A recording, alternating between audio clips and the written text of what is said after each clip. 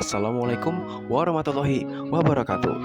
Kami dari kelompok 1 akan memaparkan presentasi pada mata kuliah pembelajaran berdiferensiasi pada topik 2, ruang kolaborasi dengan materi konten berdiferensiasi.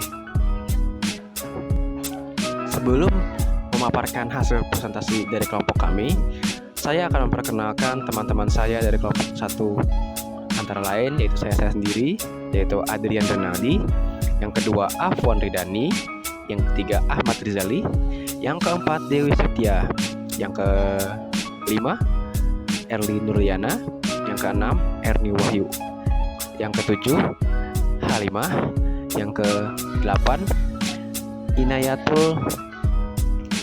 Sebelum membahas terkait konten pada pembelajaran berdiferensiasi, saya akan menjelaskan terkait pembelajaran diferensiasi secara umum. Pembelajaran berdiferensiasi merupakan pembelajaran di mana guru menggunakan berbagai metode pengajaran untuk memenuhi kebutuhan individu setiap siswa sesuai dengan kebutuhan mereka.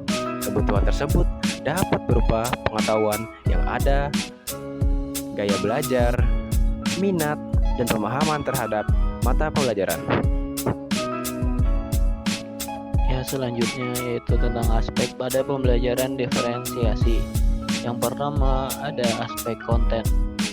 Di sini berfokus pada materi pembelajaran atau topik yang diajarkan. Yang kedua aspek proses. Jadi di sini proses pada bagian ini adalah kegiatan yang dilakukan siswa di kelas.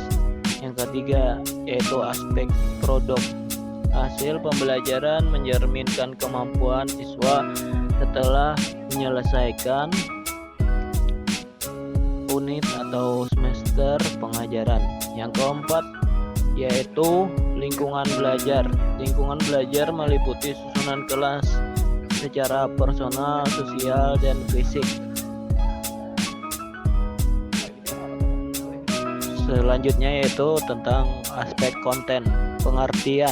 Pengertian konten merupakan materi yang diajarkan atau disampaikan pada peserta didik dengan mempertimbangkan pemetaan kebutuhan belajar peserta didik.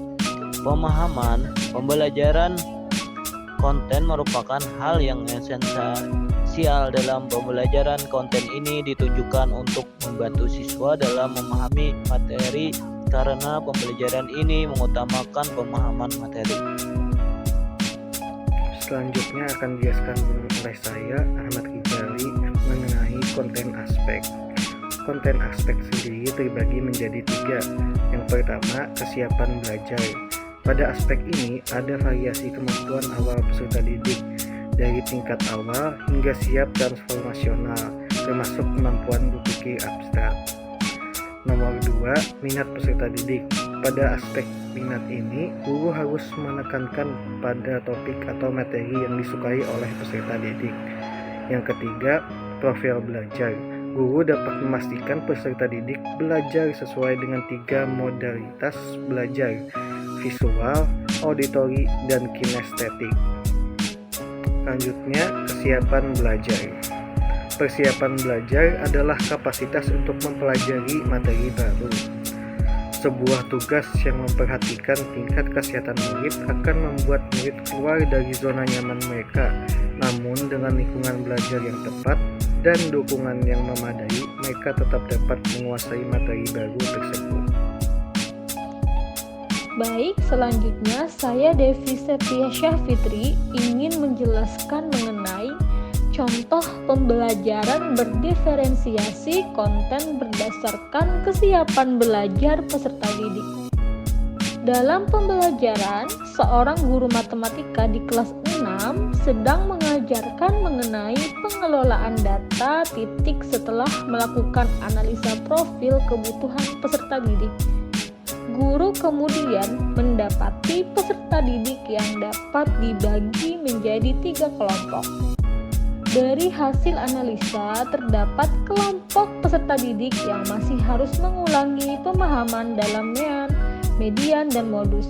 Kelompok peserta didik yang sudah memahami konsep dasar statistik, median, dan modus kelompok peserta didik yang sudah siap diberikan tantangan dalam pengelolaan data. Selanjutnya, aktivitas kelas berdasarkan diferensiasi konten. Yang pertama, aktivitas untuk peserta didik yang masih mengulang. Peserta didik kelompok 1 menjalani latihan soal yang telah dijelaskan ulang dan dikerjakan bersama guru sebagai penguat materi. Yang kedua, aktivitas untuk peserta didik yang sudah paham. Pada kelompok 2, peserta didik berlatih menggunakan studi kasus dari guru. Yang ketiga, aktivitas untuk peserta didik yang siap diberi tantangan. Pada kelompok 3, peserta didik pada mengerjakan soal cerita mengenai pengolahan data. Perkenalkan, nama saya Erlina Liana. Kali ini saya akan melanjutkan pembahasan tentang konten aspek, yaitu minat peserta didik. Nah, minat peserta didik ini merupakan suatu keadaan mental yang menghasilkan respon terarah kepada suatu situasi atau objek tertentu yang menyenangkan dan memberikan kepuasan bagi peserta didik. Adapun tujuannya, yang pertama ialah untuk membantu peserta didik untuk menyadari bahwa ada kecocokan antara sekolah dan kecintaan atau minat mereka sendiri untuk belajar. Yang kedua ialah menggunakan keterampilan atau ide yang dikenal murid sebagai jembatan untuk mempelajari ide atau keterampilan yang kurang dikenal atau baru bagi mereka. Dan yang terakhir, yang ketiga ialah untuk meningkatkan motivasi murid untuk belajar. Selanjutnya, contoh minat peserta didik. Yang pertama, minat terhadap alam dan lingkungan. Yang kedua, minat dalam sejarah. Yang ketiga, minat seni dan kreativitas. Dan yang keempat, minat dalam sains dan eksperimen. Pada minat terhadap alam dan lingkungan, guru bisa menyiapkan bacaan tentang lingkungan, atur kunjungan ke Taman Nasional, atau meminta siswa untuk membuat proyek konservasi alam. Kemudian pada minat dalam sejarah, guru dapat memberikan pilihan proyek penelitian tentang periode sejarah tertentu atau fasilitasi diskusi kelompok tentang peristiwa sejarah yang menarik. Kemudian pada minat seni dan kreativitas, guru dapat memberikan pilihan tugas yang melibatkan ekspresi kreatif seperti membuat karya seni merekam lagu atau menulis cerita pendek. Kemudian pada minat sains dan eksperimen, guru bisa memberikan percobaan kelas, menugaskan penelitian topik sains yang menarik, atau mengadakan diskusi tentang penemuan ilmiah terbaru. Selanjutnya, perkenalkan, nama saya Halimah. Profil belajar. Gaya belajar merupakan salah satu cara guru untuk menerapkan pembelajaran berdiferensiasi. Titik gaya belajar adalah suatu cara menerapkan, memahami informasi yang digunakan sebagai indikator untuk bertindak dan berkaitan dengan lingkungan belajar.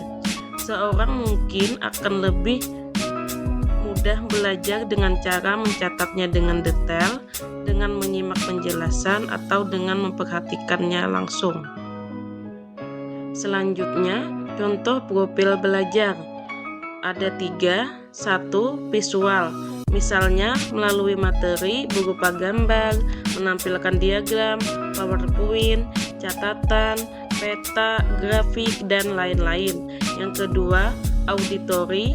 Misalnya mendengarkan penjelasan guru, membaca dengan nyaring, mendengarkan pendapat saat berdiskusi, mendengarkan musik, dan lain-lain. Yang ketiga, kinestetik. Misalnya bergerak dengan merenggangkan tubuh, kegiatan hand-on, dan lain-lain.